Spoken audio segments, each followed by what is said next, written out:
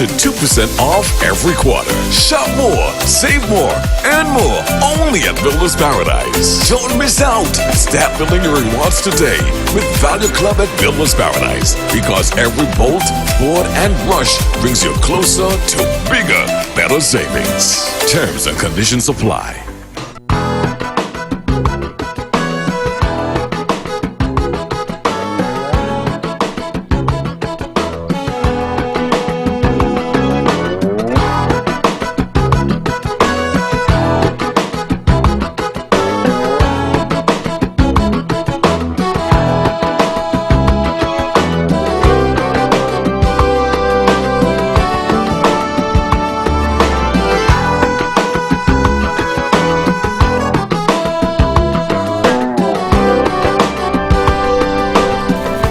Good evening and welcome to another episode of Thought That Get Results.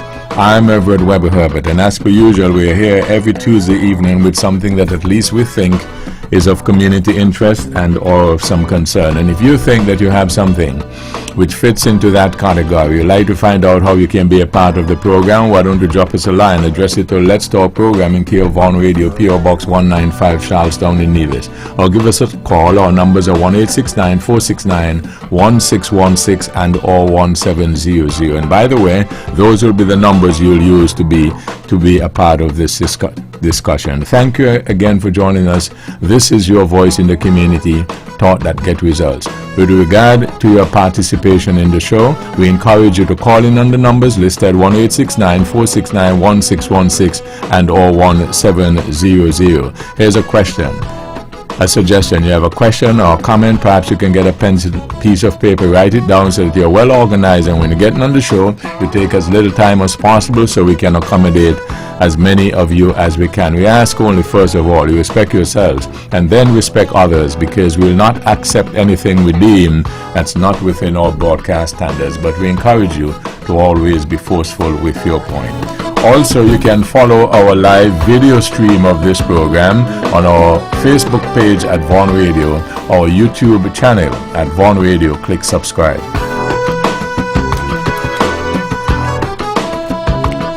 Tonight, the Honorable Spencer Brand. Good evening. Good evening, Webbo, and a very pleasant good evening to my fellow panelists. Let me say good evening to your hard-working staff here at Vaughan Radio. Good evening to all those who are listening to this edition of the Let's Talk Show here in the Federation of St. Kitts and Nevis, and certainly those who are listening further afield throughout the various islands in this wonderful Caribbean basin. To those who are listening in North America and Europe, we are indeed delighted to come to you once again with this very widely listened to program. Webbo, I want to start from the outset to offer condolences, of course, to all those families who are in mourning tonight, whether it's the loss of a loved one, a friend, a colleague. I hope that they can remember that individual with fond memory, and I hope that they would have made the necessary preparation to meet their maker. So I wanted to, from the outset, offer condolences to all those families who are in mourning. To those who are in our various hospitals here in the Federation of St. Kitts and Nevis, to those who are seeking medical attention overseas, I certainly hope that with the help of our medical professionals and to the general care of those persons who take care of those who are ill, that they can be nursed back to full health, full strength, and to continue along their daily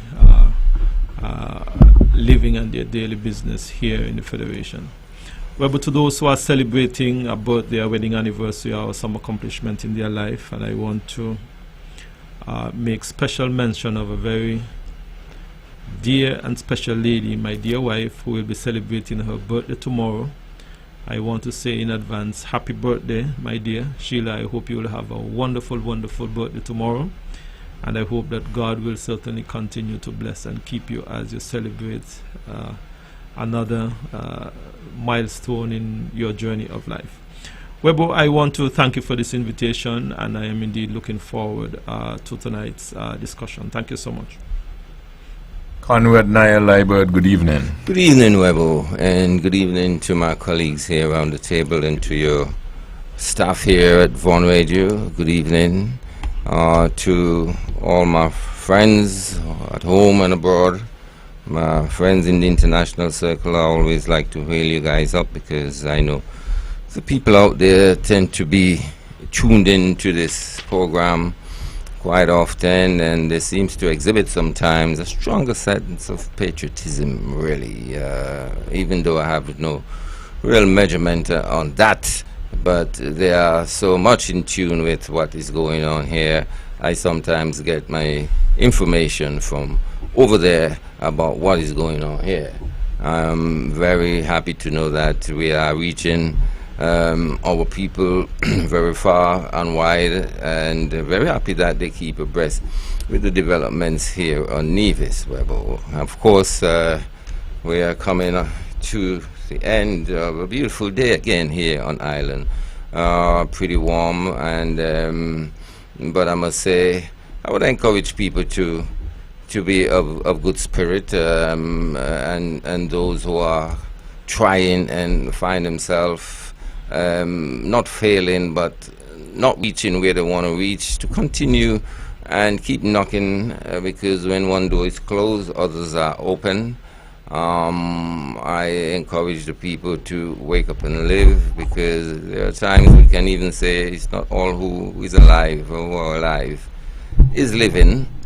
And so make use of the short time we have here on earth or on the stage of life, and to enjoy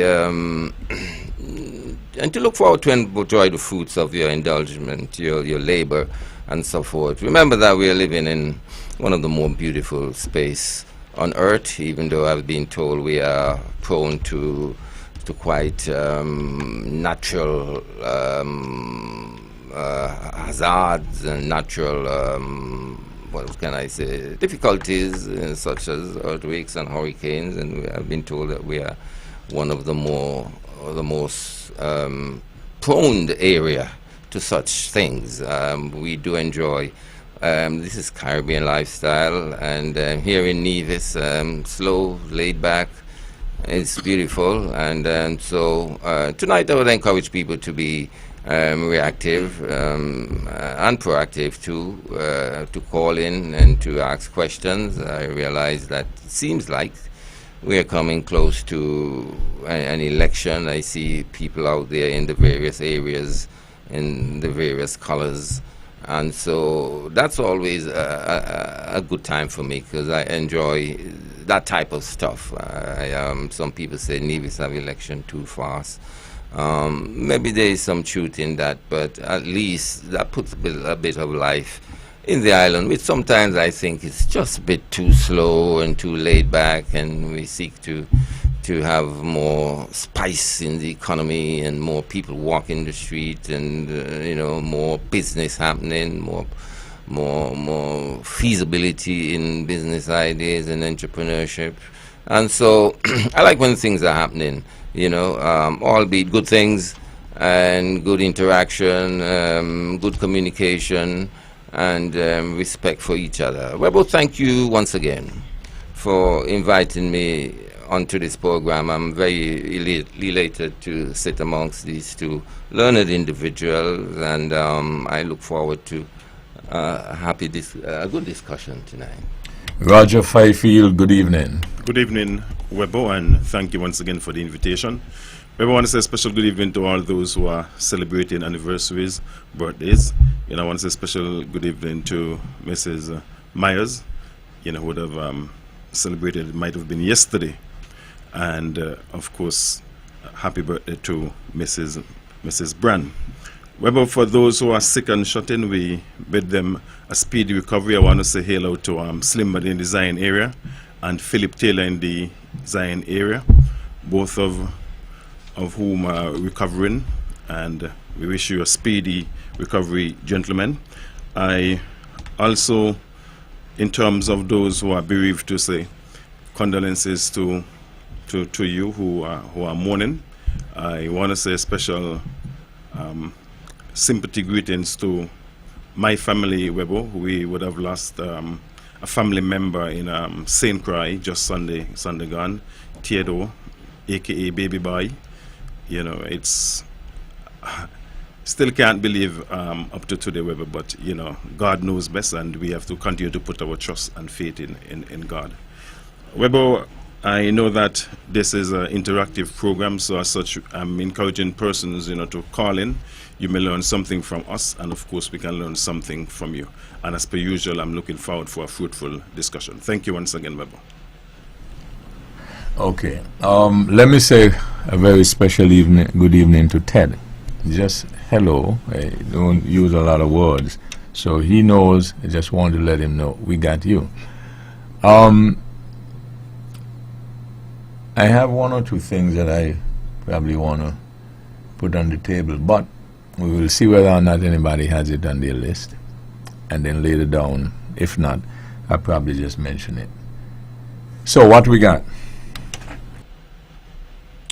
Well, a few things, if I may. We are presently going through a very serious drought here in the region. It is no secret that place is dry, you know, and I want to encourage our people, Webbo, to, as far as possible, to conserve as much water as they possibly can. I believe we are managing reasonably well with our water resource here, but I just wanted to say to our people, we are in the midst of a severe drought throughout this region, and I want to appeal to our people to conserve as far as possible and as much as they possibly can. And I know that it's a very difficult time for our farmers, also for those who are raising animals as well, because it is creating a very difficult and challenging time for them. But I just wanted, Webbo, to say to our people, be mindful of this drought,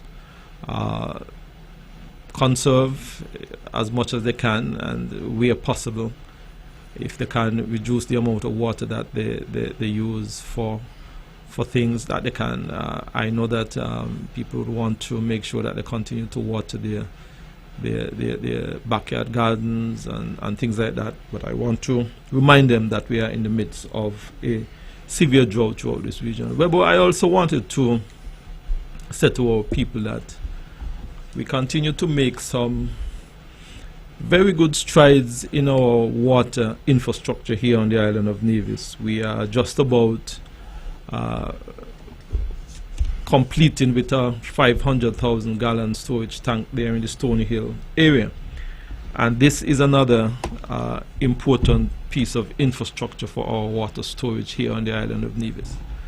I know it can't come online as well. I really wanted it to be up and running before the start of this month, because you know we were seeing the prediction of this severe drought, but we are hoping that it can be available over the next few days, where we can begin to have it filled and add some additional storage to our water supply here on the island of Nevis. So that is another, in my mind, a piece of the jigsaw puzzle, so to speak, that we continue to build out as it relates to our water storage here on the island of Nevis. It's a 500,000 gallon storage tank there in Stony Hill, and that is in replacement of a old fiberglass storage tank that would have served its time. I believe that tank was 275,000 gallons. But we are nearing completion, and I'm hoping, Webbo, that we can have that tank available to us very shortly to have it filled and add some additional storage to our water. One last thing, Webbo, as it relates to over the past few months, Webbo, I know that the motoring public have been expressing some concern about the lines in the road, the center line and the marking of the road. We have finally deployed our road marking machine this week, and we are in the St. James's area. I believe we would have started over by the ex-petrol area.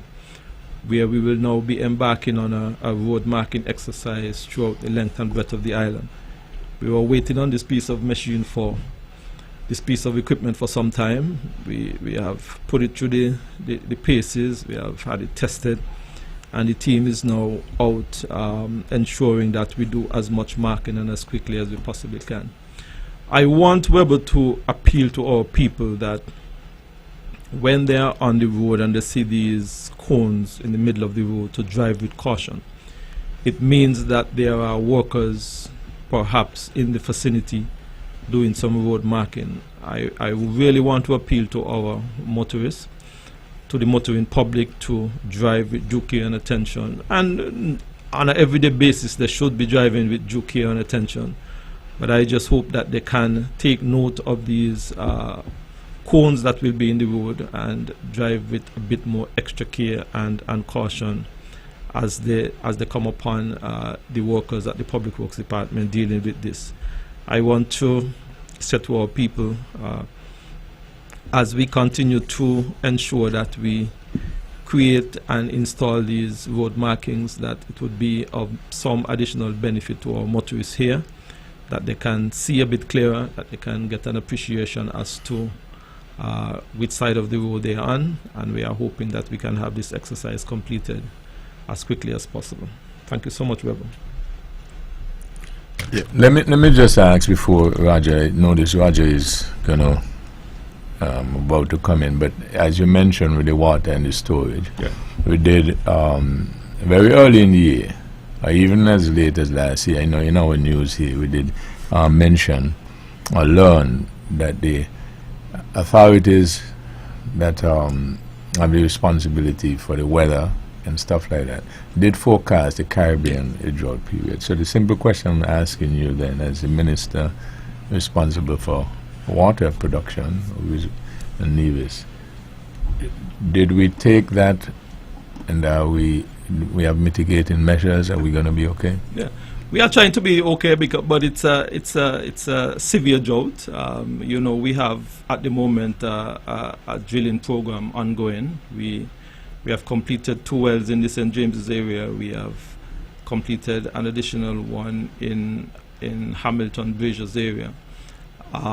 We started one in the Daysons area, which ran into some difficulty, and the drillers are back at the Dayson site. So we have been trying to try and stay ahead of this drought. We knew that it was coming, and we sought to ensure that we put as much mitigative measures in place as we possibly can. And this tank was just another component in this exercise.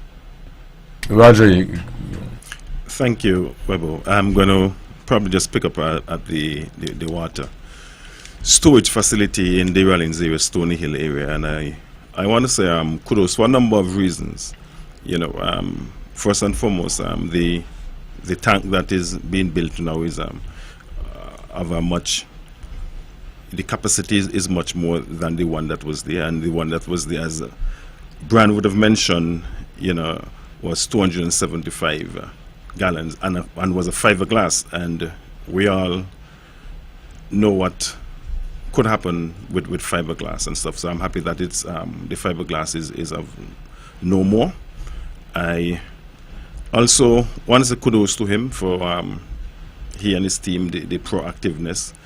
I think I listened something that somebody put in the chat earlier today, and there is going to be a weather phenomenon that is going to be upon us sometime in November, early November, and it is said that it's going to be severe, so severe that it's going to be more severe, or the most severe in 150 years. So I think that we ought to do, and I want to take this opportunity to encourage persons, who have a little cistern, to try to keep the cistern full. So if the time comes that you will have to use that water, you would have, another source that you can use. And if you want, you may want to buy maybe a little tank. They have these 500 and 1,000 gallon tanks, those big black tanks. You may want to purchase one and have at your home for your convenience in the event that the government supply goes down. So I just want to put out that, and of course to endorse what Bran would have said in terms of, the conservation of water. Waste not, want not. So we all have to do whatever we have to do as individuals and collectively and as a country.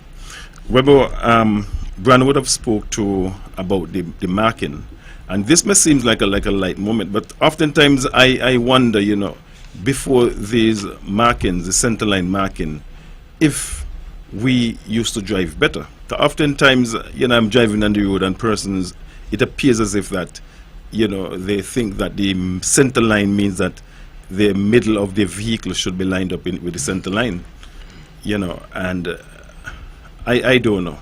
But as Bran would have indicated, it give you a clear guideline as to where you are. So I think that should be a little more easier for all of us who uses the road. Also, while we are on the road, whereby I would have spoke to this some time ago, there's a four-way stop right across from the blind school, coming down under below the hospital, and one coming down to the back of the hospital, and one coming across from Flo, and one coming up from Ramsbury. And I think that these stops need to be clearly marked. They're almost non-existent anymore, and persons are just, driving, and, maybe I am not the authority, I'm not a traffic police, but I believe how it should go or ought to go. The person who reach to the stop first, who should be given preference to leave out of the stop first. And I'm seeing all sort of crazy things happening in those stops. And I believe one of it too is that persons may not recognize that they are in a stop because the stop lines, would have been erased. So I don't know if, Bran, if you can probably look into that. Yes, well, that's just one area. Like I said, we realize that a lot of the signage have been, have eroded, and we are trying to do our very best to see how quickly we can get all of that. We do know that that is just one area. There are other areas where you have similar deterioration of those signage and markings. So the team is out, and they are trying to make sure that they can get all of these marked as quickly as possible. So we are aware of that area as well. You mentioned some form of extremity in the month of November, Mr. Fifield. Could you expand on that? Is it water or fire or sun, or dry weather or hurricane, or what exactly is their forecasting in November? Because it's not everything you see on the internet is but of course we got to bear in mind and we got to be prepared for anything. But I think November is a long way from now, and so I just want to know if it's a dry period lasting from now until then, because you said the worst in 150 years. There's a lot of things been happening in the last 150 years. Or would it be a massive hurricane, or what exactly are they forecasting?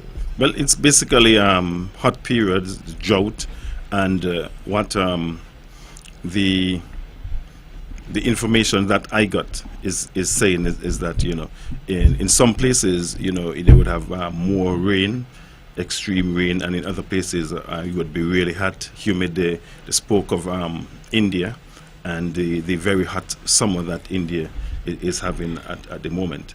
So I think that this probably goes along the lines of what Mr. Brand spoke of earlier, knowing that there is going to be a severity in terms of a drought. Hence they have been making preparation to alleviate whatever pitfalls in terms of the water situation. Well, now what is really happening is that, and I think that we have to be mindful of perhaps the global dynamics. There is a lot of changes in a lot of the weather phenomenon.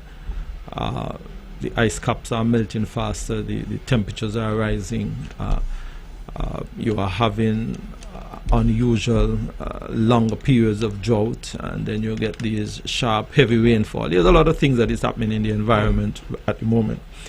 And we here in the Caribbean, in my mind, are basically at the tip of the sword when it comes to the impact and the effects that is taking place. We are in this Caribbean belt where if the temperature rises and sea level rise even 1 millimeter, then you know a lot of our coastal towns and villages and so on can be affected. Those are all the phenomenon that is now taking place that is affecting us. And I would turn to the hurricane season.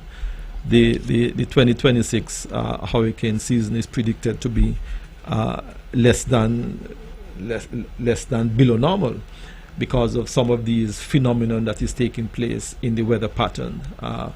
And while I am happy to hear that the hurricane season may be less than normal, I want to remind our folks that it only takes one hurricane to cause severe damage on our island.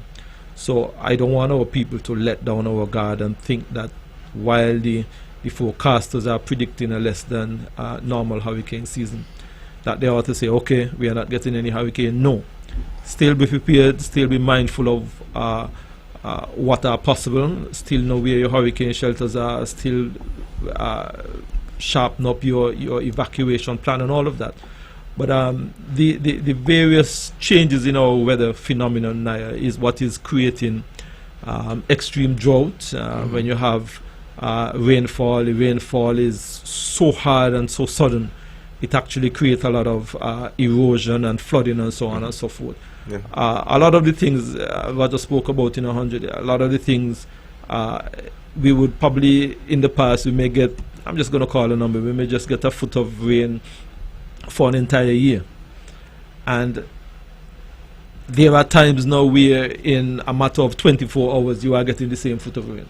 So you see the impact and the problems that all of those are causing. So I want our people to be mindful of these hazards. You spoke about hazards earlier. We are in the hurricane season. We started at the 1st of June, and I want our people to be mindful of the fact that we have had some very severe hurricanes that pass through our area, and we have neighbors around us who have had the impacts of hurricane, and we have all seen the devastation that those hurricanes would have caused. So I want our people to be on our guard. So we are dealing with a drought. We are in the hurricane season, you know, and there are a lot of things that is going on outside of our control that is also creating certain other challenges and hardship on our people. So I just want our people to be mindful of the fact that they have to be vigilant.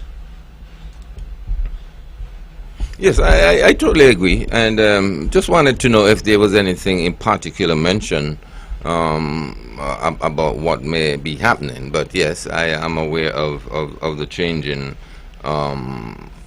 weather and circumstance that's affecting the world really. And of course we got to be mindful because you know you have said it correctly. In the midst of a hurricane season, we're experiencing a severe drought, and it is a severe drought, and I'm of great concern. You know, I know your government has been doing a lot in water, and it's one of the things that your government have been talking about a lot, and I congratulate your government on that front. And you know, but it makes me wonder if, you know, because in my lifetime I know we had bad water situations. So your government has been doing a lot of replacement of water storage facility, as you mentioned, one in the Stonehill area, right? And also new ones have come on stream. I remember about maybe about 8 years, 10 years ago, there was about 8 to 10 new blue tanks. You know those blue tanks? Placed in various areas, and they must have done done well for the island in terms of the storage.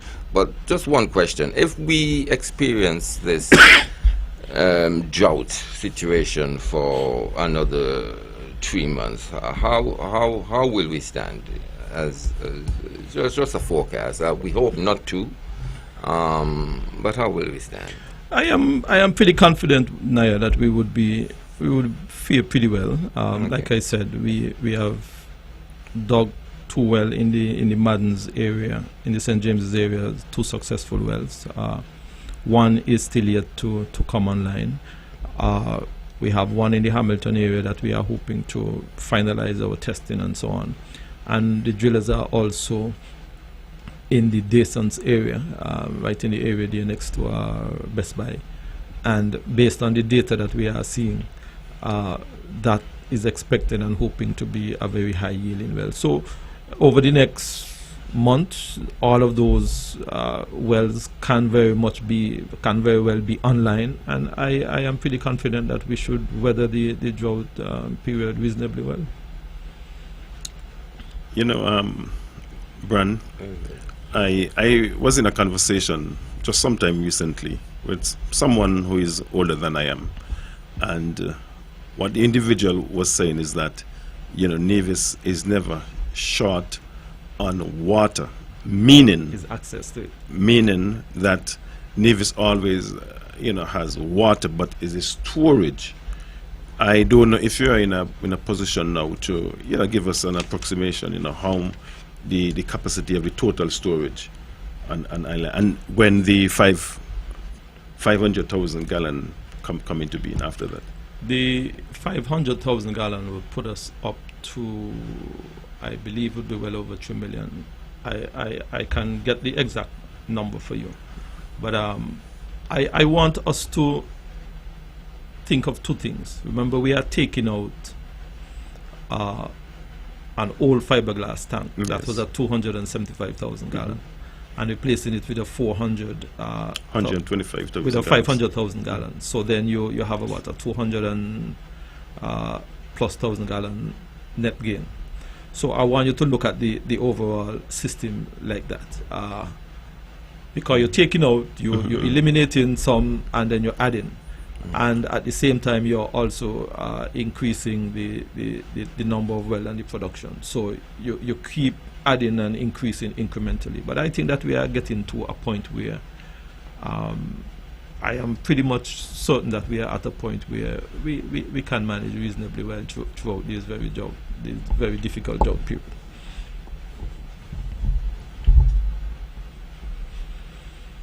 Well, I must congratulate you as the waterman. It looks like they can do with a bit of your expertise in St. I suppose that's an island which has been under water tension for a while, really. But with the abundance of water, and I don't want to talk too fast about abundance, but with enough water, even throughout this drought period, I do hope that first we conserve water and use water wisely. Yes.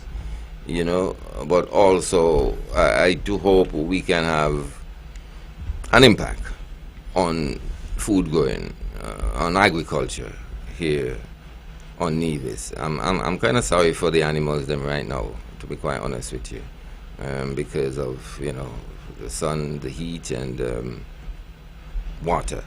It looks like there's no water in the grass anymore. The grass is brown. Right, yeah. But in terms of and it's I feel a bit out of place talking even right now about agriculture and water, because one would easily say, well, this is the dry period and the farmers can't get sufficient water. But with the sufficient water, the abundance of water, enough water, I do hope that we can see more growing of food on a large scale.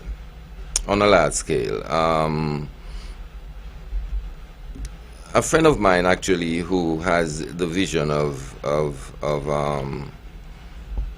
putting down some greenhouses, and to rent them, which I think is a good idea. And it's been experiencing a little difficulty getting to that point. Of course, because it's not easy sometimes to have things happen the way and in the speed you want it to happen. As it's being said, that it's very difficult to get things going here on Nevis. But in such conversation with him, he's experiencing a slight difficult situation. But the end reality is, which I think is a great idea, building a few greenhouses on one compound. I saw him being prepared and renting them out. But before he get to that point, he's experiencing a difficulty. Again, I'm saying this to say, sometimes we got to look at the end product and be sensitive and not frustrating. And I know things have to fall in place as it relates to planning and everything else. But I think we should be really be very willing to give the green lights when the end product is of such that it's going to impact the island and its food production capacity. And we should always try to encourage that. He's not sitting in a good state of mind now because he's been a bit frustrated. I won't say no more on that, but I am wanting to see a lot more food production here in Ireland, a lot more greenhouses in action, because that is what they say is happening now. It's not people now plant in the soil anymore. It's all about greenhouses. And of course, in greenhouses, I think they use less water too, because they sometimes develop that kind of circulating system of water and so forth. But I am one who would just like to see more food is being grown on Nevis, more food is being sold on Nevis by the farmers of Nevis, and just to stem that massive food bill that we're dealing with on a weekly basis. Supermarkets and their fruits and vegetables are all empty when it comes to Monday, and they're full again Tuesday or Wednesday because the containers have arrived. And if they're healthy is another question, because they're all coming out of storage. You see Tanya is cold, and yam is cold, and everything is cold, I think my plea is to encourage and to create that environment and to easily find yourself in gear to facilitate more food production here in Nevis. Well, you spoke to food production, and I think that when we speak of food production on a broader scale, I think that one of the things that comes to mind is food security. And if we are to attain that or even come close enough to that, I think that one of the major resource, goes back to water. Irrigation is a very important component of farming. And you would have also spoke to animals, livestock, and I can say that in conversation with some farmers in the Zion area, they would have been complaining for a number of months now. I would even say years, in terms of the damage that the livestock been getting from dogs. I don't know if they are stray dogs or what have you, to the point that one farmer would have said to me that he thinks that persons are being deliberate, and they would come from time to time and just drop off their dog in the New River area, and allow them to roam and do what they have to do in terms of getting fed. Feast. And if that is so, I think that it is really unbecoming of us. I think that we have to understand that we have to coexist. We have our various animals, for whatever reason, whether as pet as livestock farming, where you would rear them, you would kill them, have the meat sold as your livelihood, and at the same time too, the livestock farmers too. Of course, as I say, we have to coexist. They too have to be considerate also, because we have persons who are farming, and some of these same livestock would from time to time go into persons' land and destroy the crops. So we have to be mindful of these things. We have to understand that it is one Nevis, it is one goal, and that goal is to the greater good, to be able to sustain ourselves first and foremost, and then whatever else there, it would, in my opinion, go over, so to speak, to contribute to food security. So I believe that, as I said, again, we must be considerate. And I agree with you that as an island we can seek to encourage our people to grow more food. And I just recently would have partnered with the Ministry of Agriculture in the New River area, where we would have worked with the Ministry of Agriculture and the Department of Agriculture to help them to erect a water storage tank in that agricultural belt, in an effort to go toward the same idea that you are speaking about, trying to encourage our farmers to grow more. The water supply in that area was very limited, and in an effort to try and incentivize and encourage the growth of more food, we would have partnered with them to have a water tank erected in the New River area. We offer at the water department concessionary rate for any individual who is a registered farmer.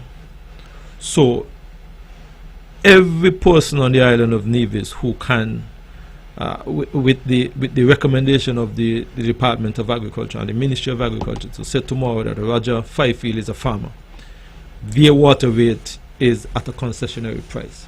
So we provide that to anyone who is interested in farming. The Ministry of Agriculture as well also ensure that they can provide the various pieces of equipment to help in land preparation. So I've just given you 3 areas in which we continue to assist and incentivize persons to get involved in farming, to produce more. Roger spoke about the dog. We have all heard and been battling with this issue of the monkeys and so on. There are challenges. I would be disingenuous if I were to sit here and tell you that there were no challenge for farmers when it comes to dogs and monkeys and those kind of things. But I think that we continue to try and at least make sure and ensure that there are certain things that we continue to put in place: additional water storage, concessionary rate for farmers, the various equipment and so on for land preparation. We also ensure, Naya, that the extension officers that we have at the Ministry and the Department of Agriculture continue to give the necessary advice to our farmers. I believe before you came in, even before the program started, I believe it was we were just involved in a pre-discussion where how things were being done before to how they are being done now. And I often wonder is it that we are doing things so differently that we are not necessarily seeing the benefit and the volume that you are speaking about. But I think, Naya, that the avenue and the opportunities and the government continue to ensure that there is that pathway.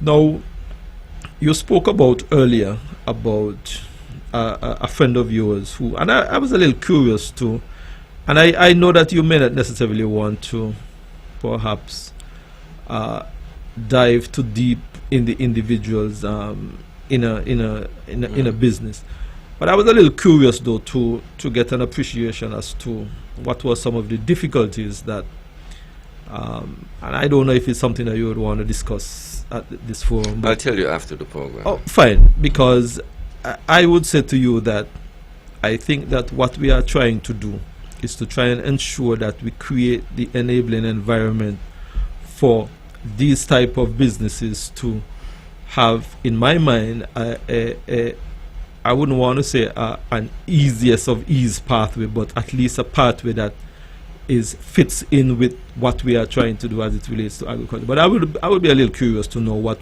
some of those difficulties, and to see if there is perhaps some bottleneck in the system that can be addressed. Yes, I'll be very happy to communicate Sure. that with you, because I know the gentleman has a great idea and impact into the island in terms of its food growing capacity. Definitely, So, yeah, that's one. I want to deviate just a little bit. Maybe on the boundaries of tourism, if you don't mind, because the other day I took a walk into town. I planned to buy a bicycle, but I took a walk into town, and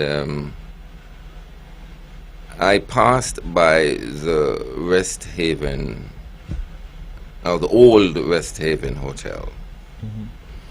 And, I was just observing the whole area, from the Penny's Hotel as we come around to the club, to the Sea Spawn, to the West Haven Hotel. What a beautiful area, and what a vibrant area it used to be in the past. You had the Penny's Hotel, things used to be happening. A beautiful ballroom, I must say. Beautiful ballroom there. Of course, it's a kind of, it still function in a little way. And as I come around the club, and it's the tennis court, a little further around, we have the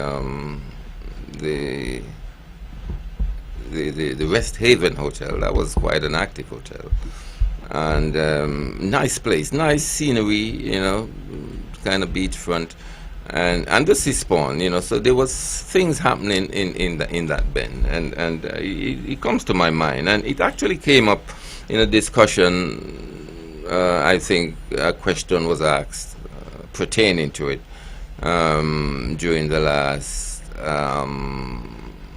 meeting with the public that the Premier usually have, meeting with the press conference, and I'm wondering, what are we? If there's any intention, I'm not sure what was the question asked, but I know the Premier spoke to what was going on with it. I think it stands, according to the Premier, at about $30 million in debt, which is something the government has been trying to manage over the many years and so forth. But to me, it's a beautiful area, and I think a lot can be done with it. But it seems like there are serious complications surrounding it. Mostly, what stands out to me is a debt that has an obligation, not a debt, an obligation that has moved from 3 million to 30 million today. And I'm wondering how much further it's going to go. It's a debt that hang around the neck of Nevis people. I'm wondering how much further it's going to go before something happen as it relates to maybe a turnaround kind of situation where maybe we can see something happening in that area, given the large amount, the huge amount of money that's owing. When an obligation has moved from 3 to and I know there was debates about whether the initial move was the best move, was a good move. I think the Premier spoke to it as something that was not a good move by the then government back then. But somehow, to me, it strikes me as, look, it's Nevis people thing, and government is continuous, and what has been continuing there is an accumulation of a debt from 3 million to 30 million now. It brings back memory to me of a quote made by Winston Churchill. Winston Churchill said that the pessimist sees a challenge in every opportunity, and the optimist sees an opportunity in every challenge. But it looks to me like it is something we got to look deep into as a people, as a government, and to really put an end or put worth into that property, that it can turn this whole situation about. It doesn't sound good, really, that it has moved from 3 million to, regardless of the initial occurrence, the government back then seems to have taken over the property, and it was said that they didn't pay the people. But anyway, the obligation, according to what I've been hearing from the Premier, starts from about 3 million, and it has risen now to 30 million. I would like to know if what you guys think about that, really, as something that would confront any government, because a government cannot say, look, we are not going to do something because election is next month and we might lose. A government will continue to function, and if they lose, then sometimes the obligation is passed on to the new government, sometimes quite uncomfortable for the new government, and but it's something that they have to deal with on behalf of the people, not to neglect it, and to do their best in make it work, and as I say, be optimistic about it and really see the opportunity in a very hard situation. I mean, words are easy to be talk is cheap. Action, sometimes takes a lot more. But it is something that, to me, needs looking at critically, and to the power of philosophy. I thought I should bring it forward because, there is sometimes something called logic, and I'm wondering if that has been set aside as it relates to what I'm talking about, the West Haven situation. Now, what I would say on that, this particular matter has occupied a significant amount of time of the cabinet for some time, and we are hoping now that we can have a final resolution in this matter sooner rather than later, in the near future. It has, like I said, occupied a significant amount of time, and we are at a point where I am very hopeful that this matter can be settled once and for all.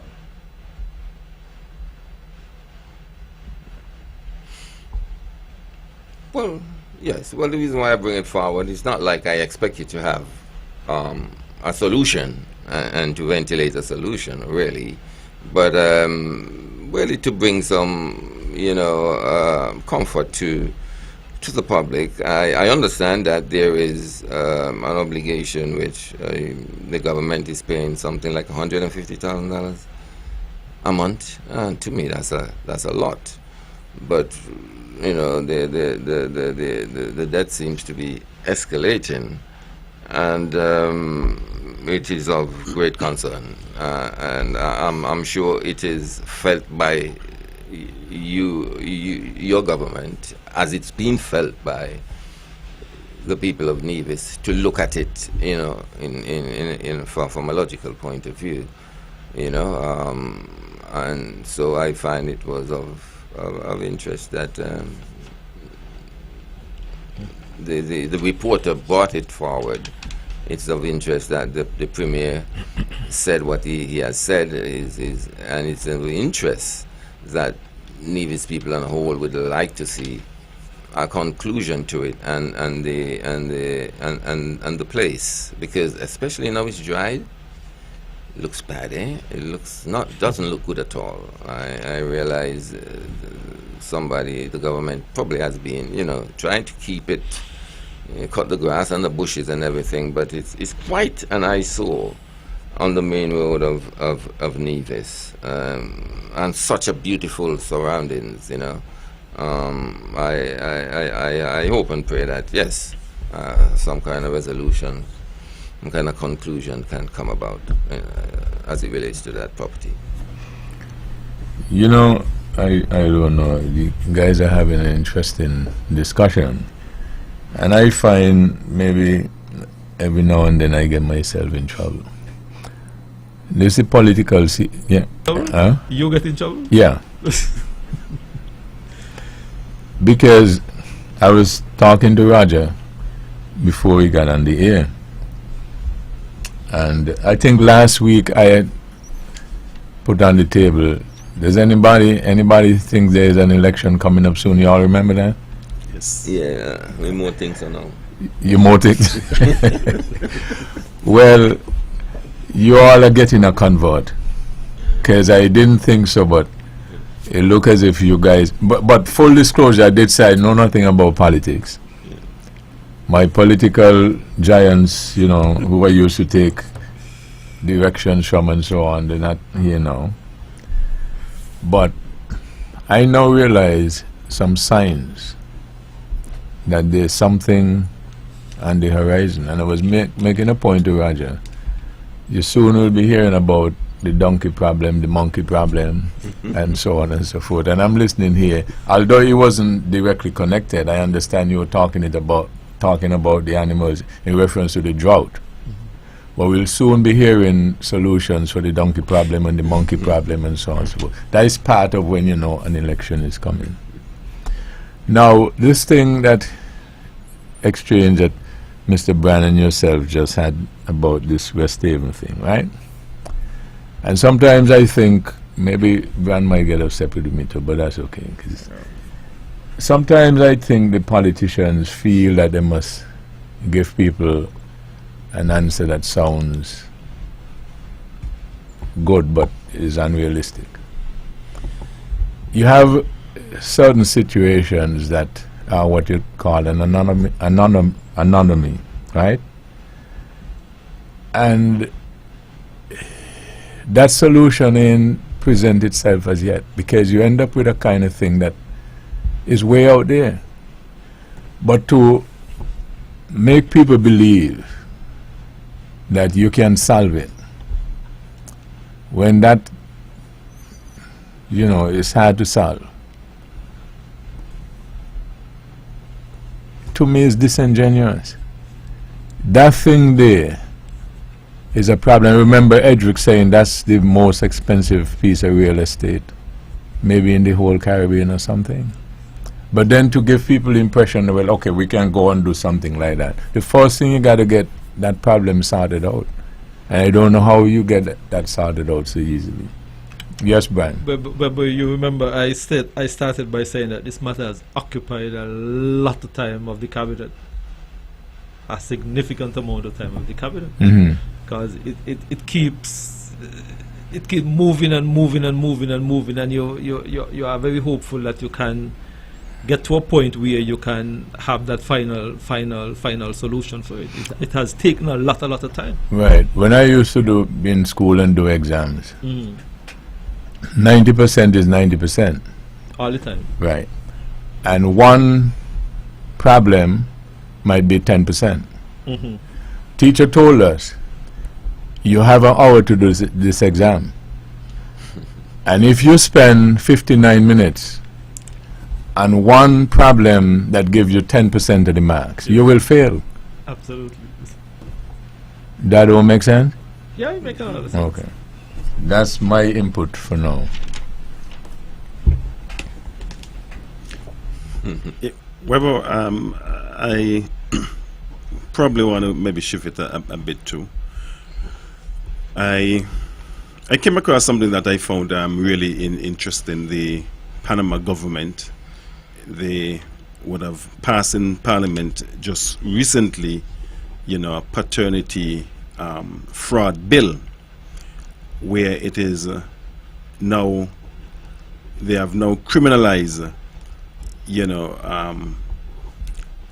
fraud paternity, meaning that mothers who lie about the child's father, they now could be jailed up to 5 years.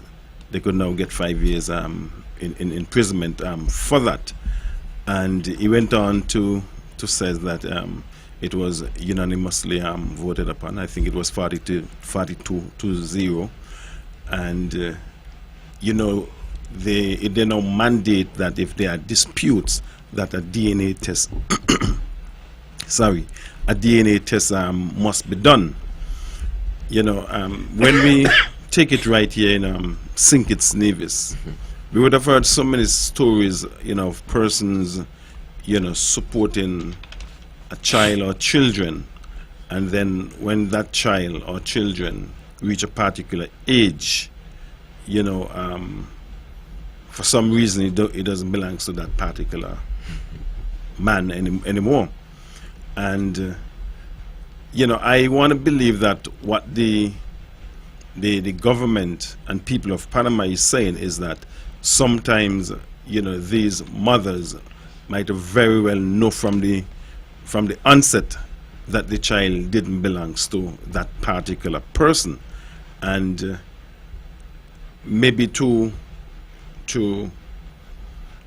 cut back on that, for want of a better term, that law has now been passed. So I don't know how we may look at it in Nevis, and maybe just to go off on another limb. We all know that the easiest gender to go to prison is males. A woman, for example, could just make a call and say that Tom sexually harassed them or raped them, and that person would be taken in almost automatically. And some years ago in Trinidad, there was a case that was reported that a female reported that a gentleman raped her, and that case would have reached just about to reach to the court, when the lady said that basically that she was telling lies on the man. And then the court system said, look, well, that is too bad, yet it has now reached too far. And then what I think happened is that that female, she was either charged or she was put in prison. I can't recall exactly what the penalty was, but that happened some years ago in Trinidad. So I don't know how, or if, how the public, the listening public, the viewing public may look at it, may see it. I'm sure that some persons may want to chime in. I don't know how my fellow panelists would see it and would view it. Well, it's an interesting development, and I suppose it's criminal by nature, and so there's something in criminal law called mens rea. Mens rea is your state of mind. So they will have to prove that that lady knew that the child wasn't for that guy. difficult to prove, though? That is difficult to prove, but it can be proved. And so, but I think it's a step in the right direction, you know. It's a step in the right direction because these things happen. And to prevent these things from happening, that leads to other things sometimes. Because after you don't support a child for 5 years, 10 years, and then you're told that the child ain't yours, then you start wonder if she willfully that did it. And then, you know, some people can't contain themselves, and sometimes the child is hurt. Sometimes, you know, the man is hurt, and the man might go on to do, you know, silly things, and that may cause more problems and more trouble. And the child is in the midst of it, and so it's not really a good practice at all when that is happening. And so to me, it's a step in the right direction, but I think it's going to be difficult to prove men's way, but it can be proved, really. Should we have such a law here on Nevis? I think I will encourage it. I will encourage it, you know, and because it also encourages a quick DNA. If a person, a lady, have uncertainty as to who the child belongs to, go and get a DNA as quick as possible. Don't wait till 5, 6 years, and then, you know, such things happen. It can cause severe damage to the little one and also to the male, you know, the man that's involved, I suppose. Now, one of the things I believe from understanding is that the DNA testing is a very expensive undertaking, and that sometimes, you know, could be a deterrent, and you know, because who's going to pay for it? You know, would it be the male because the male want it? Would it be both supposedly parents, the mother and the supposedly father? Who's going to bear that cost? Well, I suppose, you know, if government make a law, they sometimes would realize the shortcomings of the law in terms of its reality, its action, its consequence. One of the consequences would be, of course, people have to do a DNA, and some of them can't afford to spend the money to do a DNA, so they maybe can provide that facility. They maybe can bear that cost, you know. Otherwise, the law might not have no teeth, really. And I think it may not work. Well, it you know, sometimes, you know, it's what plays on the human mind, because knowing that one could go to jail for up to 5 years, you know, you may want now to be certain.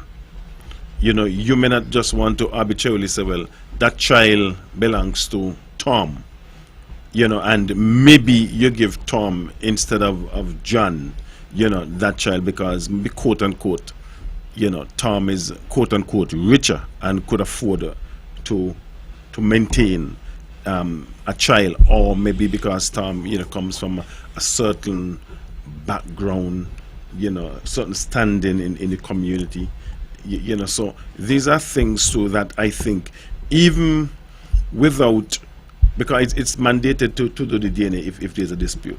So even once you are not sure, you know, at least you would want to go through the particular path, you know, to protect yourself, because once they would have come up with that, you know, it might be very difficult to prove, but as you rightfully say moments ago, it could be proven. And if it could be proven, I don't think anybody would want to probably take that chance, especially knowing to themselves that, hey, I deliberately did that to push that child onto Tom. So I believe that it would probably, you know, cut back on that, you know, and, you know, more children. In Jamaica, I think I read some time ago, you know, that a high percentage of the children, you know, what we call colloquially have jackets. Oh. Well, not more than anywhere else, I would think, to be quite honest. They say a lot of that in Trinidad too. But I suppose it's just talk. You get me? I believe people are the same wherever you go, you know. Yeah, there's a lot more in Jamaica, more than Nevis got. The population is 2 million, you know, and things like that. I don't think it's specific and particular about Jamaica and Jamaicans people, or Trinidad people. To be quite honest, it would encourage more certainty on what you're dealing with. You get me? It might impact on even this spread of what you call them, STDs and these type of stuff. You'll be more certain as to what you're dealing with, you know. And that is a good thing. That's a good thing in our society. You know, they say we're a Christian society and we're not supposed to overlap and stuff like that. But you may even cut out, as I said, promiscuity. Roger, I hear what you have put on the table. Was there a rationale behind this? What was the rationale as to why the Parliament may have moved this piece of legislation? Well, the article really didn't say the rationale, but I would want to believe, you know, that, you know, persons would have been getting wrong child, so to speak. Let me take this. Let me just take this, gentlemen. Good evening. Thank you for holding. Good evening. You're on the air. Good evening to the listening public. good evening, sir. Good evening. Good evening to you guys in the studio. Good evening. Now I hear you guys talking about West Haven and how it's an eyesore to the general public. I quite agree with that. But let me go further up Charlestown. There's a building, a historic building in Charlestown. I see you got on a writing the mark and Theodore Hobson or something like that. I want to know from the panelists if that ain't an eyesore too. Good night. Good night. Obviously, the caller is talking about the library. What we know as the library, the courthouse. That bears the name of Theodore Hobson. I think, was it last week, I make mention of it. I think some attention need to be paid to it because there's grass and little trees growing out the sides of the building in the middle of Charlestown. I make mention of that last week. It's something sometimes, things like that sometimes people overlook, but it is something that it just doesn't look good in the heart of Charlestown. A great, nice building like that. I think somebody have overlooked it because you have just some trees going out the sides of it and so forth. That doesn't look good at all. Caller, I just wanted to say to the caller, well, now we have removed the trees off the building. Okay. We have done some assessment, caller, on that building recently with the roof, and I am not sure how many of the persons in the public are aware that some of the workers who would have occupied that space would have complained about certain things that was taking place in that building. We took a decision to move those persons out of that building for various reasons. One of which was primarily the health and welfare of those persons who worked in that building. That was paramount as to why we would have moved out those folks out of that building. We would have done some assessment on the roof, and we do have a costing as to what it would cost to repair that roof. There are some issues with some of the framing of the roof, the rafters. We do have the estimate. We are trying to access some financing to get that project up and going. I cannot sit here, caller, and say to you that we would have that access to that financing and that funding tomorrow. I would be lying if I were to say that to you. But we do have the estimate. We are aware of what is required. We have been searching to make sure that we can find the funding to make the necessary repairs on that roof. Like I said, it's a historic building, and it's right in the heart of Charlestown. It's the nerve center, so to speak, of our judicial system here on the island of Nevis. And like I said, it came before with some challenges that was affecting, raised some concern for persons' health. So we want to make sure that we get all of that sorted out before we can, well, have the repairs done and have anyone else to go back inside in it, because we will definitely not put anyone back in that building if the situation or the concern about their health persists, caller.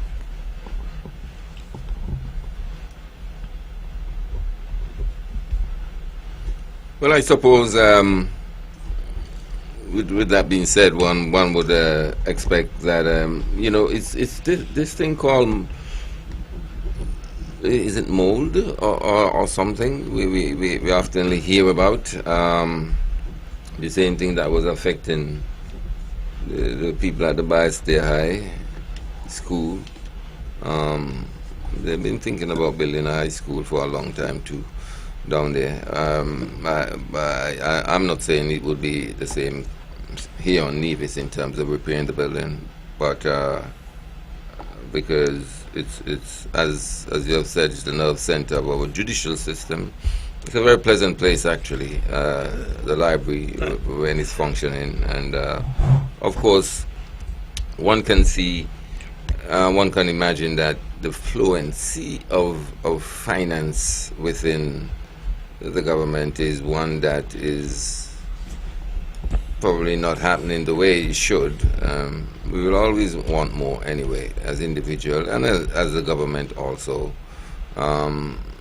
But it's certain things, even though we probably do not, take it to that point of full restoration, for the ease and comfort of the eyes, we sometimes have to keep it on a level, put it that way. And I'm happy to hear that, the grass or the little trees that was, coming out of the cracks, or well, they're not even cracks, it's just growth taking place because a little earth has been stuck between certain corner area and so forth. I'm happy to hear that, really. Let's talk, let's get results. Definitely. Roger, I want to go back to, because you raised a matter, and I think that I was a little curious to know the background story behind it. What I would say about this particular initiative, I think it gives some protection to all the persons involved. The mom, the father, and the child. Because I think for an individual who would have invested time and kind and energy into a child, and knowingly that at some point that they were not necessarily the rightful, it can have some severe psychological harm.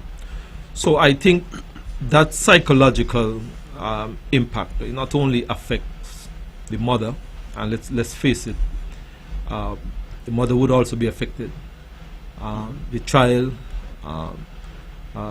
they would also be affected, and of course the father. So if they are looking at it from that angle and that perspective, then the well intention of it can be something that you can give some credence to. But I think from the outset I was a little curious to know as to why or what angle they were taking this from. You said the article did not. But I think that we have seen lots of experience in movies, in all kind of things where this kind of situation would have developed, and the psychological impact that it would have had on the individuals involved have moved to severe extreme. So for the protection of all involved, It can have some good benefits, some benefits. But I was just a little curious to know as to the angle from which they were taking it from. You think they should have such legislation here? Well, I think that it's always good to be certain, and again, I think at the end of the day, the end game is to try and make sure that you protect all those who are involved, because we have seen persons do all kind of stuff because of their mental state, and let's not shy away from it or get away from it. People react differently to these kind of situations, and I think we have all seen and watched enough movies that these kind of things happen, and the extreme actions that some people take under these circumstances. So I think the protection, of the mother, the child, the father, I think every effort should always be to try and reduce that impact and ensure that they are protected. Yeah, it could have a number of adverse effects. I think too, if even the child, depends on, the age of the child. It might be going to primary school, it might be going to high school. All depends on, and how it is revealed, so to speak, to the general public. That child, could be teased. That child could be bullied. That child could even probably have an adverse mental effect on him. Okay, let me just take this. Good evening. Thank you for holding. Yeah, good evening again. Meaning, sir. I hear one talking about the reason why they had to move these people out of that building, right? Well, there's a lot of government departments that have had to move because of the same problem, mold problem, out of public buildings. And some of these departments been out of these buildings for years. So now when we want to ask the fellow Brand, what the plan that government has for the renovation of these infrastructures that belongs to us. Good night. Good night. You still there? Callers left. Okay, caller, I want to point to you to two buildings that the government have recently renovated. One would have been where the Nevis Water Department initially occupied. That would be to the back of the post office where Labor Department area is. That was an area that was also creating some concern for workers, and we would have moved out the workers out of India some time ago. We would have just completed the renovation and the upgrade of that particular space. There was also some renovation work that was done at the old Treasury building. It's now called the Arthur E. Evelyn building, where the Nevis Tourism offices. We continue to try and make sure that we provide the necessary upgrade and renovation to these facilities that is owned by government. So that is two particular building caller. And it is an ongoing process, and we continue to ensure that the kind of working environment that we have our people in, that they are safe, that they are healthy, that is working environment that we ourselves would feel comfortable working in. And health and safety is a serious concern for us, and we would not want to have anyone working in any environment caller where they don't feel safe and where there is a concern to their health.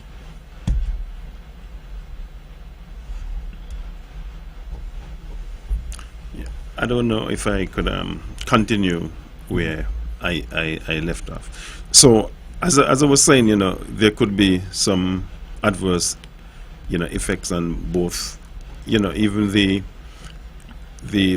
person who thought that he was the father of that particular child.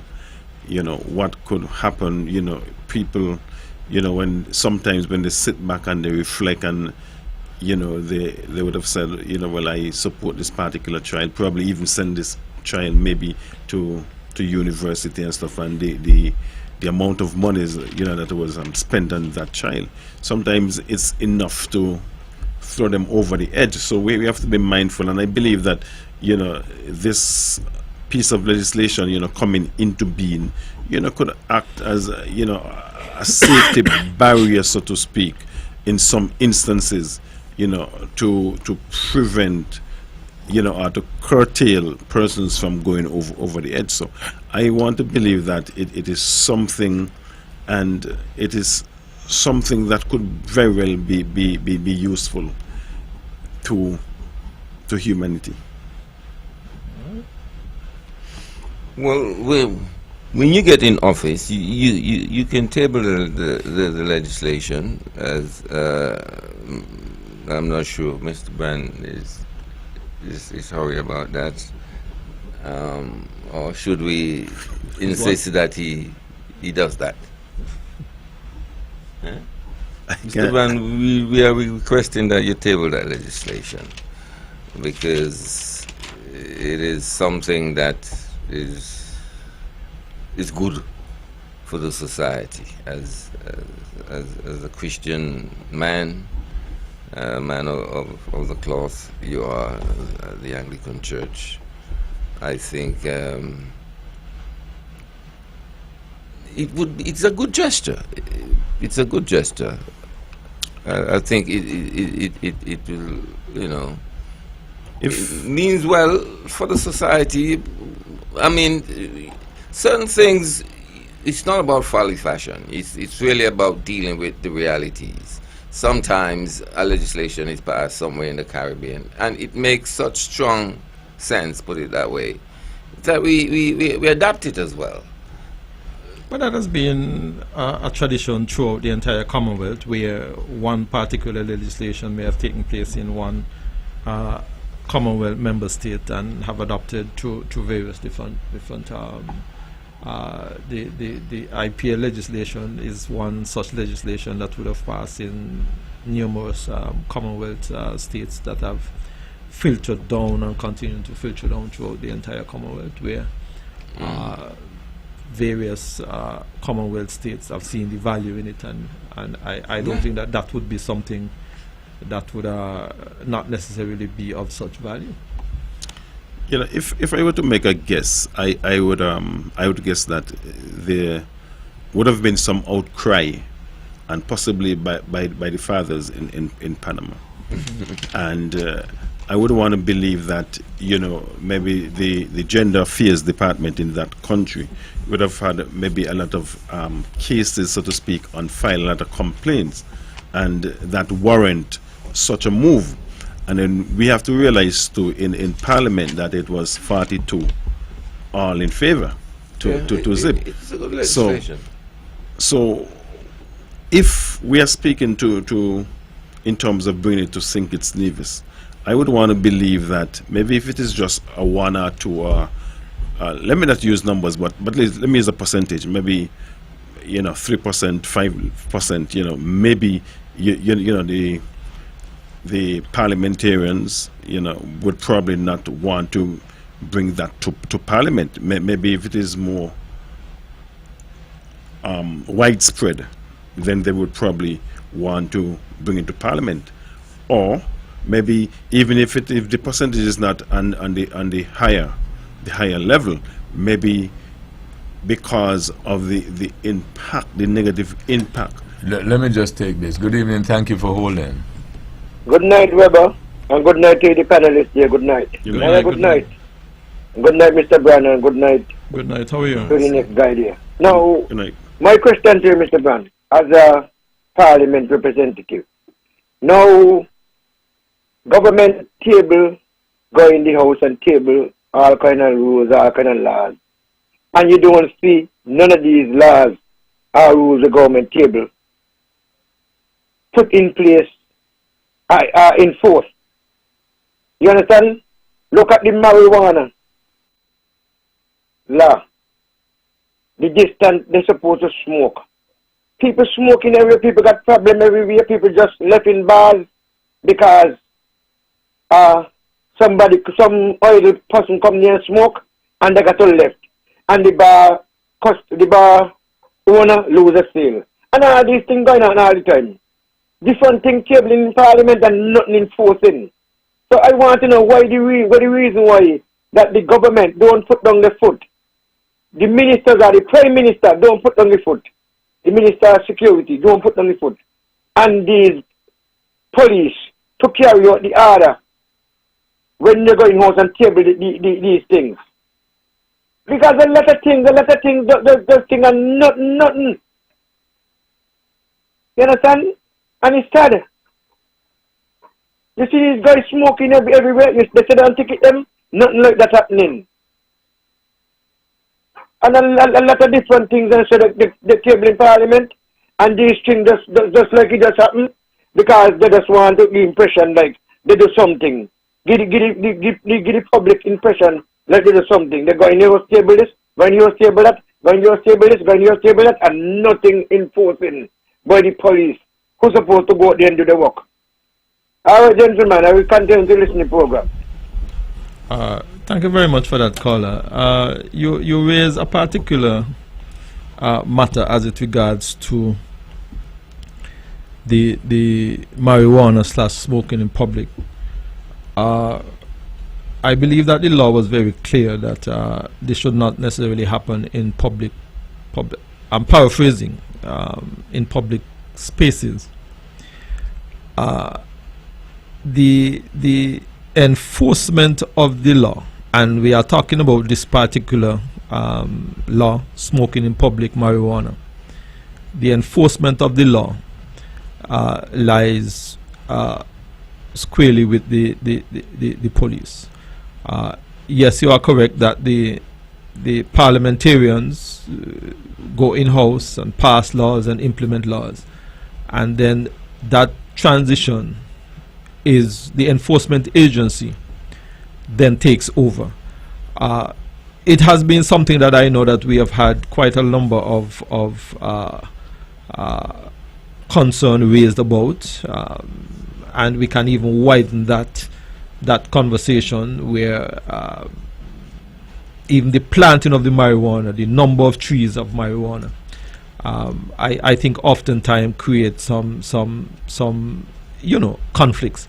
But I think, caller, that the reality is that once a piece of legislation is gazetted and comes into law, then the implementing agency and enforcement agency takes over. The government, of course, can continue to impress upon the police. Minister of National Security, who is happens to be the Prime Minister, and I believe that he can only continue to impress upon the police to do or ensure what the law prescribes is implemented and is carried out. It is a concern, and I believe that the implementing agency and the enforcing agency is the one who would have to make sure that that part of it is implemented.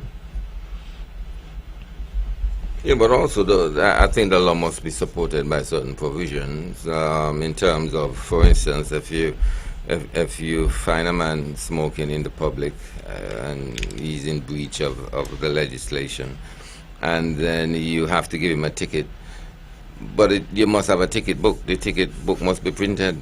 Yeah. If they're not gonna ticket book, then you can't blame the police. Yeah. It's like one day all of the components of the from the gazetting of the law to the implementation and the enforcement, all of that has to be in place, and you're correct. Has to be in place. Just the other day, I was talking to a police officer, and I said, "Wait, how come you guys don't lock up people for driving so drunk? And many of the accidents, the people them can't even stand up, can't even have a conversation when the police arrive. How come you guys?" And he said, "Nah, it's against the law. You cannot be driving drunk. But the thing is, we don't have the instrument to test the level of alcohol." And it makes me laugh. Same thing. Yeah. Same thing. The breathalyzer. And that to me is almost like elementary stuff. I wonder if that is accurate, don't I? Well, What is accurate is what I'm saying. I don't know I'm just if the wondering. police is giving me accurate information, you know. But it's true. It's true. I mean, one day I was parked on Pump Road. I was at my mom's place and I hear bam. When I come outside, Right in front of your gap there. I saw the market. a man runs straight into my vehicle. And the little guy come out the car, the man can't even stand up. Can't even stand up. You know, and of course his father heard of the incident, the accident, and he came and he just looked at his son straight in his face, shake his head, and then walk off and drive off, you know, because he's saying drunk again, you know. And the guy can't even talk to the police, you know. And of course, yes, it's his fault, but it's nothing was taken into the account based on the fact that he's intoxicated. So now, And that's a major threat you're dealing with to public safety, man. What? You see people that go across the zebra crossing. A drunken man? Come on, you got to pay more. You got to be, the gravity of such crime is more than, you know, just driving recklessly, driving under the influence of. You get me? But I'm not sure. Does that happen here? It doesn't happen here. Can a system introduce something similar to that of the United States in terms of each time you probably get into an accident or you have a traffic violation, certain points being taken away and you reach to a certain extent, then you'll probably have to go back in a classroom, mandatory sessions and stuff like that. And if you reach to the extreme, you probably your license may be suspended for a particular You period. don't have to go so far. Raja, I agree with that. It don't necessarily have to go too far. Once these matter reach. I'm just asking. I'm not stating. Once these matter reach before a judge or jury, the judge or the magistrate can say to you, you have been a repeated offender, and your license is being set aside for X amount. I mean, I think that there is that power that lies at that level. Of course. And yeah. Well, I had that experience, you know. One time I was driving in England and an officer pulled up behind me, and I couldn't remember the exact word he said. He said, "What on earth do you think are you doing?" Right? Because trust me, I was going up a one-way, going the wrong way up a runway. All right, I was on my phone, and I was driving an illegal vehicle. So, 3 big offense, and he pulled me to the court. I went to the court. And as if they've been looking for me for a long time, you know. They say, "Mate, you have a lot of tickets here." And then the judge said to me, "Tell me one reason why I shouldn't suspend your license." I tell him, "Well, you know, I got to drive my kids to school." And he said, "No, that's not good enough. Take away my license." For how long? 1 year. Or 3 months in prison if you're caught driving on the ban. I ain't gonna say what happened after that either. But I had that experience. But back to this alcohol thing, highly dangerous, highly dangerous, you know. So yes, there are laws on the books, but they are not well supported to be effectuated, you know, to be carried out by the law enforcement officers, you know. That's got to be improved. And I want to believe, gentlemen, that, you know, we are to take or use this forum to appeal to persons, you know, to please, if you know you're going to be drinking, Don't drive. do not drive. It doesn't make sense. The Tell life the tourists them that. Tell the white people them that. But I'm speaking to everybody. Once you use the road, Don't on Penny's Beach. you know, you can be drinking and driving. The life you take might very well be your own. The life you take might be your family, a member of family. Because if you are impaired, you not necessarily know or have the control to know exactly what you are doing. And I would say that when you hang out with friends that are responsible to the effect that they could say, hey, no more for you. Or if you are going to continue to drink, look, I'm going to take the keys. I'm going to be the one to be driving. When we look over the years in our federation, we would have seen so much accidents, some fatal, some non-fatal, but serious nonetheless, that were caused by persons who are drunk. And so I just want to use this opportunity to tell the driving public, the motorists, please do not drink and drive. Roger, I hear you and I agree with you, right? We came out of cultural last year. And if my memory serves me right, and Webbo can correct me, I know Webbo ran a campaign here for almost the first half of this entire year, from Culturama until recently, about the same. Not speeding on the road. Not speeding on the road. You also ran a campaign some years ago with a song from what's his name there on Sync It's Sakuti. Killer on the Road, yeah. That was another campaign that we had here at Van Radio for almost 2 years straight. I'm sure Webbo must have played that song. So let's not give up. Well, it's not a matter of giving up. You are correct. We probably just need to continue and keep it going and keep it going and keep it going.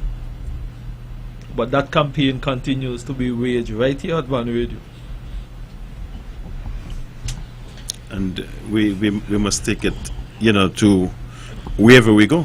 When we walk on the street, wherever we go, let's because it could be us. We could be a pedestrian. We could be, on our wall sitting down, as Naya alluded to, and someone probably, in Sync It's there just recently, a vehicle ran into someone wall.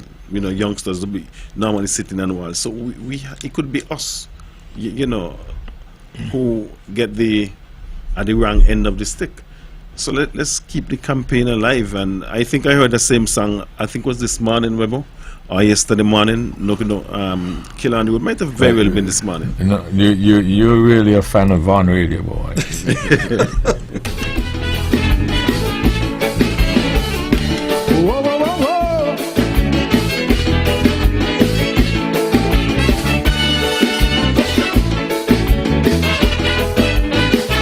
Just yesterday, I see a car crash, driving too fast, he gone in a flash. Stop the speeding, no speeding please. Nations cry, shattered on knees. Sirens wail, blood on the street, flesh on the ground, chopped like meat. Life no rewind, no pause delay. Open up your ears to the words I say. It's better you late, so keep the pace. Every corner, life in a race. The brakes, do what it takes to heal our nation. For God's sake, people stop the speeding. No speeding, please. One bad choice, your whole life cease. The ones who you love, you're left to grieve. Hear my voice, take my plea. Please stop the speeding. No speeding on the road. Please stop the speeding. No speeding on the road.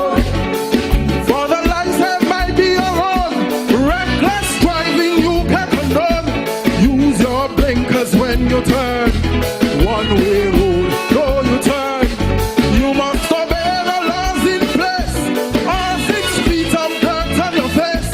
Take this warning as no joke. Let them call you a slow. Please don't speed on the road. Please don't speed on the road. Please don't speed on the road. Please don't speed on the road. That's not just a song. That's more than a song. Yeah, it's deep. It's deep, and it's going to live on for years to come. It's going to be relevant. You go ahead. Yeah, I was saying that song, Webbo, it's going to be relevant 40, 50 years from now. Because person is, for some reason, the human in us, we are going to speed, but we really ought not to. When we look around, we can reach anywhere in Nevis in a matter of maybe 25 minutes to 1/2 an hour, and that's not by speeding.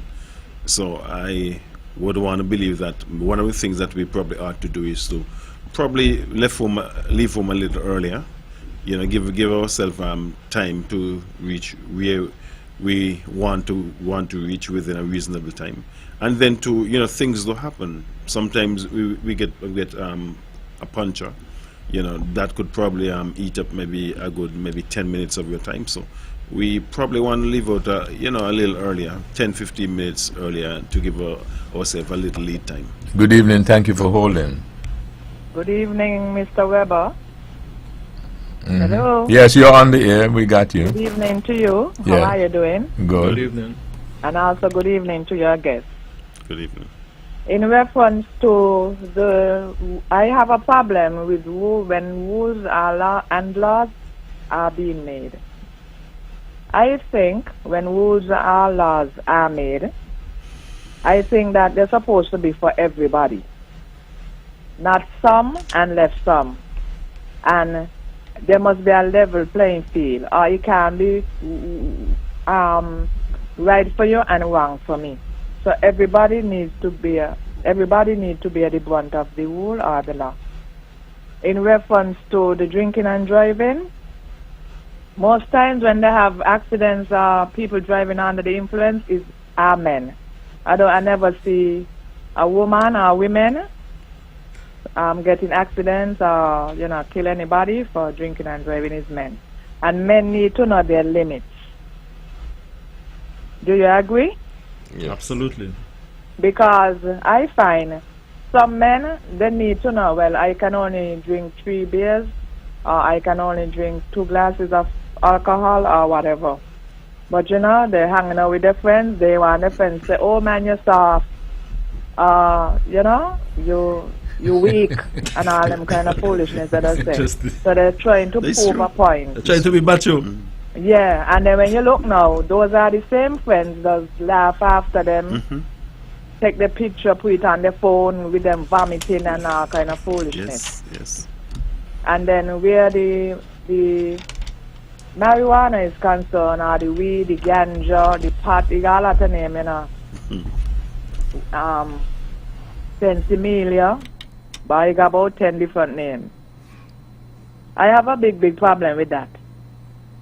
And I can recall a few years back when you go to a function and you have Rasta men and so on, the smoking. They will either go to the back, they will go under a tree, or something to that effect. But nowadays, if you go to a party, all on the dance floor, they're smoking. And that is wrong because, people have allergies, people have sinus issues, and some people may not like the scent. So, but not nowadays is like a don't care thing. And it's way out of hand. It's way out of hand. Even in the music festival, they had a smoking zone. People don't want to go all the way over where the smoking zone was. So everybody just smoking in the crowd, and and some of the most time when they're smoking is the mid there, But then you got to excuse yourself because you don't like the smoke. They don't care. All in the bands. Sometimes I'm calling from St. Kitts, and the communities that have the different villages that have the festivals. So they don't go a little Juve morning. And then when you look, you see people they're smoking the weed. They're looking around to see who behind them, who in front of them, who side of them. They're just lighting up and smoking, and I don't think that is right. I'll continue to listen on YouTube, and have a good night, gentlemen. Okay, I can ask you a question? I can ask you a question? Sure. Just to clarify something that you said, because I heard the panel reacting and I wasn't so clear. Did you say that when they drink this 3 and 4 Guinness, or a lot of this stuff, thinking that they're strong and so on and so forth, they're just fooling themselves? Yeah, sometimes, especially Guinness, sometimes they drink a case, a half case. When you look, it send up the pressure, when you look, they're dead. The blood wash up in the head, bust up here, when you look, they're dead. the next day or a few days after. So they think they're drinking it because they're strong and they make them, but that's fooling. Yeah, I said playing that true. Oh, that's okay. But they need to know their limit. So in other words, they're just fooling themselves. Yeah. Okay. I'll just checking it. Yeah. Cemetery. Oh, okay. All right. Okay, have a good night. Yeah, you as well. You know, but I think that we as parents, too, we have a responsibility to speak to our children. And the type of person that I am, I normally like to give my children real life experience. Yeah, Roger, let me take this. Good evening. Thank you for holding. Yeah, good evening again, Webber. Now, Roger, Yes. I think I hear something, right? It ain't have nothing to do with whether they're late or from work, you know. They're late to the work or go early to the work. It's just about petition, just like Joy Fast, like anywhere, whether they're going just this place. A man going jump in from Boys Village, going Best Boy, camps, and the amount of speed he got to go with. You want to tell me that he can drive 20 miles, 30 miles an hour and reach Best Boy and get through with where he going to go? He ain't have nothing to do with going to work. Petition just like Joy Fast. Petition and division, they just like Joy Fast. And the hours one and the word, they could challenge you. Challenge you. Sometimes you're distant from some vehicle because you don't want to drive close. And you know, these guys will come up and just overtake you. And then when you look at a big next vehicle come, when you end up shove you off the road. All these things we facing on the road. And I want the traffic department to because they can make money. Plenty money they can make. Okay, caller, could I ask you a question? Yeah, yes. You want the traffic department to do what? Tighten it up more. Okay, well, let me ask you this. You think the traffic department is not aware of what you are aware of? I believe so that we are okay. going on, but to me that they don't have sufficient police on the road. Okay, so the solution is then you want the government to get more police. They want more police on the road. Walk with me, and then according to you, you think that will solve the problem. I believe you solve the problem. Okay, well, okay, walk with me. So the little speeding because these guys ain't gonna want a ticket every time. Maybe $200. You're gonna pay $200. Right. So walk with me. I got that. Yes. So what we're gonna do, according to the panel, an election coming up soon, right? So we want to listen to hear who is promising us that they will put more police on the road to fix these problems. How about that? Well, I believe I'm going to run as an independent candidate, you know. Okay. I believe I'm going to run an independent candidate because I don't like and then stop all of this fast driving and stuff. Anyway, you have a wonderful night. You have a wonderful night. You do a good job, brother. Okay. God bless you and keep you. Yes, sir. Thank you. Good night, Gaspri. Oh, then quite good. Good night. Well, Webbo, I want to be one of the first to say congratulations to the caller. I think that, you know, when people put the name on a ballot, you know, I think generally they want better for their country. So I want to say congratulations to him. Webbo, if to go back to where just before the caller call, you know, I was saying that I like to be real, and I can remember one time I normally give my children this. What happened many years ago at Sandala, you know, one of my partners, you know, he was drinking Guinness too. And he told me, you know, he not buy me a soft drink. So I said to him, you know, well, if you buy me any Guinness, you're going to waste. I tell him straight up because I'm not going to drink it. And he insisted, and he bought the drink and he pushed it in my hand. And I took the drink, and right by the railing there, every time he turned it back, I just straight out, and not too fast. So for it to finish too quickly, I just ease it over the railing, until he finishes. And when he bring him, I do the same thing. Because the point is, Webbo, I told him if he gives them to me, he's going to waste his money. So it's not that I was taking them and not drinking them. And well, I believe that he thought that I was drinking them. And I always tell my children, do not allow anybody to force anything on you. You got to be mindful. If somebody say you're soft, let them say you're soft, you run away, you live to fight another day.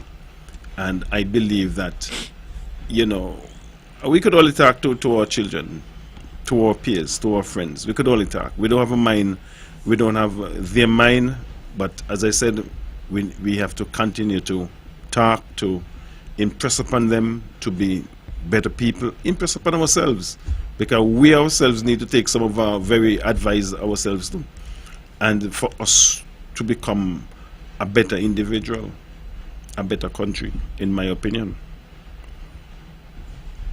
Well, there's a minister here, and we probably can blame him for making such nice roads. Because if they got a lot of potholes in the road, you can't drive far.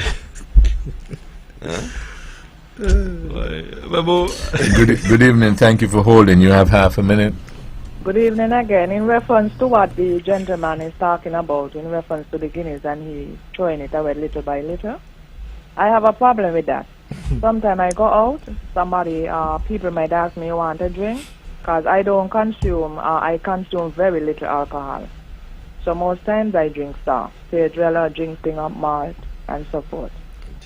But then you tell them a malt, a giant malt, or a Vitamalt. They say, may buying you a Vitamalt, or may buying you a giant malt. Or if you say a bottled water, they ain't buying you that. So if you're not going to buy me what, you ask me what I want to drink. Why ask? I guess they want me to be an alcoholic like them.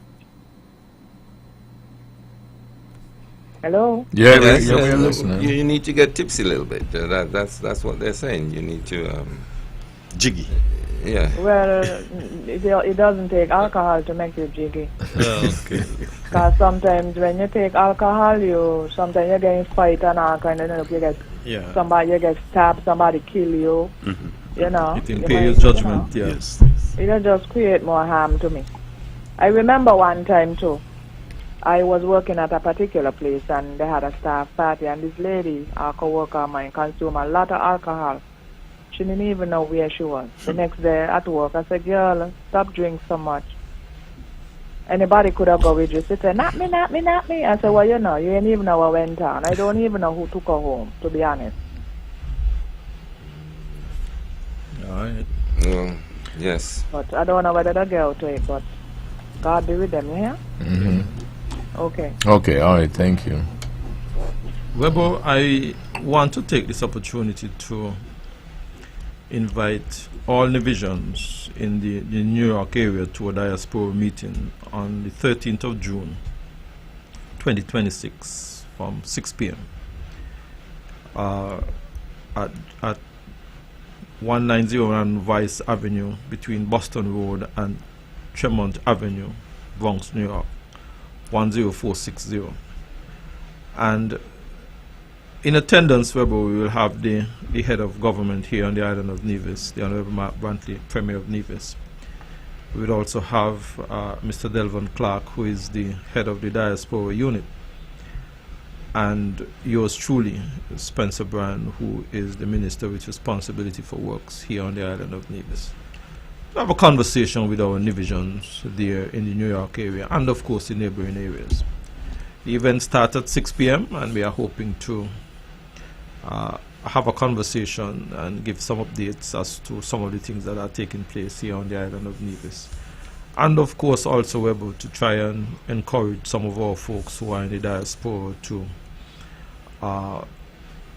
look at what is happening here on the island of Nevis and see how they can partner with the government to try and help to move this country forward as well. So I just wanted to use this opportunity to invite as many persons as possible for that meeting on Saturday, starting at 6 p.m. So obviously, election is around the corner, and it goes without saying when these things start happening, then you can bet all your life that election is around the corner. We gotta wait for the folks on the other side to set the date, and we fall in line accordingly. Good luck.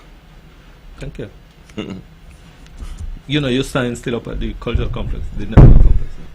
Yes, and it might come back alive. It's not like it's dead, but as Mr. Politics say, we might run independent. Was it 92 there about you had run? 97, 97, yeah. Okay. No, the sign would remain there because, well, obviously everybody knows now, whatever government, make Naya part of it, it would be a good government.